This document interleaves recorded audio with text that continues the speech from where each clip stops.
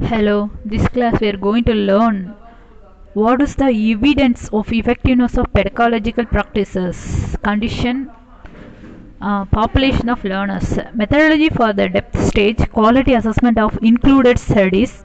In addition to the inclusion criteria applied to references for the thematic overview, studies had to meet the following criteria to be included in depth review. Must be empirical study, theoretical paper, were excluded from the in-depth review which focused on empirical data. Quantitative, qualitative and mixed method were all included as all could contribute to answer the research questions. Must be report on more than 6 schools. While the fine-grained detail provided by an in-depth study of single school can provide important insights, our task was to review the field of pedagogy across developing countries and to reach conclusions that would have broad application. So a minimum sample size was set for studies reaching the in-depth review. 6 was chosen on the basis of experience from the other reviews, which indicates the limit does not exclude high quality quantity research, such as that focusing on school clusters. Studies with smaller numbers were included within the thematic overview, but not in the in-depth review. Although we deviated from this three studies which had slightly fewer than 6 schools but significantly number of response and additionally were on under research aspect.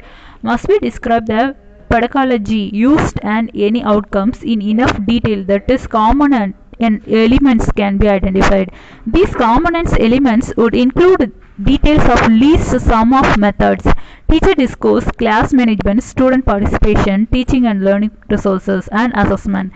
Some papers gave only a project title or pedagogic label without providing any description of how the pedagogy was actually implemented or was meant to be implemented. Where such information was not given, it was possible to draw evidence-based conclusion about pedagogy under discussion, and so such studies were not included in depth review. Must report on how data were gathered and on whether any attempts was made to guard against bias. It would not be possible to carry out full methodological quality assessment of all 489 studies considered for the in-depth review. However, this inclusion criteria considered the reporting of methods, screening out studies that said little or nothing about their own data collection or measures. Where such information was not given, it was not possible to make evidence-based judgment on methodological quality one way or other because of the lack of information.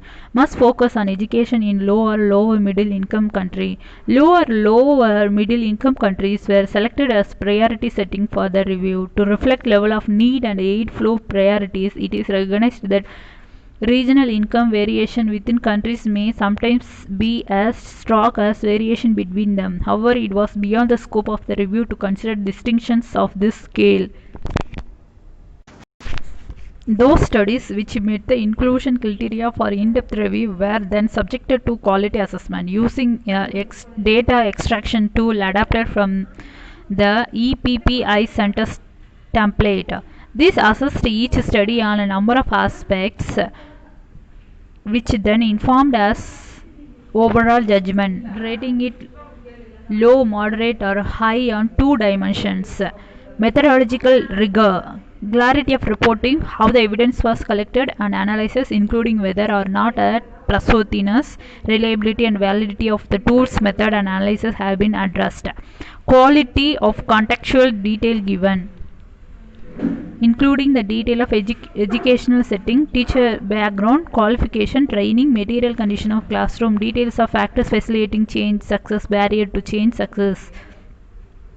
It was important to take into account both of these dimensions when assessing when studies contributed to our knowledge of pedagogies. While the first methodology rigor was vital to enable judgment about the strength of evidence for the finding presented, the second quality of contextual detail provided information about the condition under which pedagogies were found to be effective or not. Without such detail, one was left with decontextualized finding, and it's difficult to know what conditions contributed to outcome described and hence to work towards generalization. republication or upscaling. Because of the huge geographical reach of this review, this is the particular important. It may not be much help to find that the evidence stronger suggests that given pedagogy practice is effective in school. For example, if nothing is known about the condition that might or might not make the evidence transferable to Ethiopian schools. As, as was to be expected, when exploring such a wide field, the quantitative studies identified for the in-depth review were not sufficiently similar to permit comparison using meta-analytic methods. Narrative synthesis was therefore employed to bring together the findings of qualitative and quantitative studies selected. The synthesis discusses the evidence and necessary condition for effectiveness of the principal pedagogy practices identified in this literature. What is the evidence of an effectiveness of pedagogical practices in what conditions and what population of learners? As pointed out earlier, a key issue is that study described pedagogical approaches as student-centered, child-centered, active learning, but without details of actual practices, with the assumption that these terms were stable and the reader would know what they meant. Consequently, the utility for this review was minimal, whereas specific practices were described, such as those identified earlier in the narrative overview. For example, group work or problem solving. This was usually very general, so that it was not clear what teachers did well or not. Hence, the inclusion criteria for studies included in the in-depth review to have enough detail to answer this second question. Alexander stressed the importance of gathering accurate and full accounts of pedagogical practices to support rather than misdirect policymakers and to avoid wastage of resources on poorly evidenced interventions. This review was tried to do just that, uncovering assumptions behind the terms and labels used to describe different pedagogies.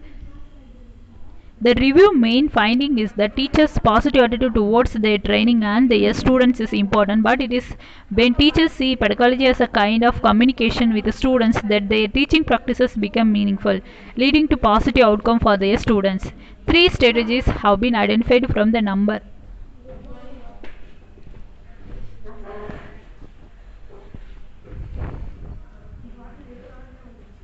studies that prioritized communication with students and were inclusive in nature. Those three strategies are teachers giving feedback and paying sustained and inclusive attention to all students, creating an environment where students feel safe, and teachers drawing on students' background in their pedagogy discourse.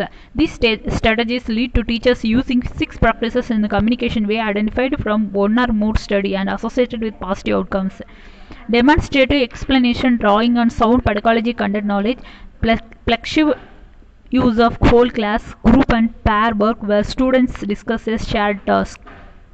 Frequent and relevant use of learning material beyond the textbook. Open and close question, expanding responses, encouraging student question, use of local language and code switching, planning and varying lesson sequences. These 6 practices are not presented here as a prescriptive list but are a synthesis of the most common practices reported as having positive outcome and were used in the isolation or more often in various combinations and sequences. While these indicate teacher understanding of social constructive theories of learning, teacher used in practice judicious combination of both student and the teacher-centered pedagogical practices interacting newer pedagogy with more traditional ones. Those practices such as interactive group and pair work, encouraging student question, use of local languages and code switching are seen within what is termed student center, learning center, active method, but the practices which were also seen to have a positive outcome such as dialogue involving whole class demonstration, teacher questioning are also found within teacher-centered pedagogies, although they might better be termed teacher lead or direct instruction carrying less projective connotations.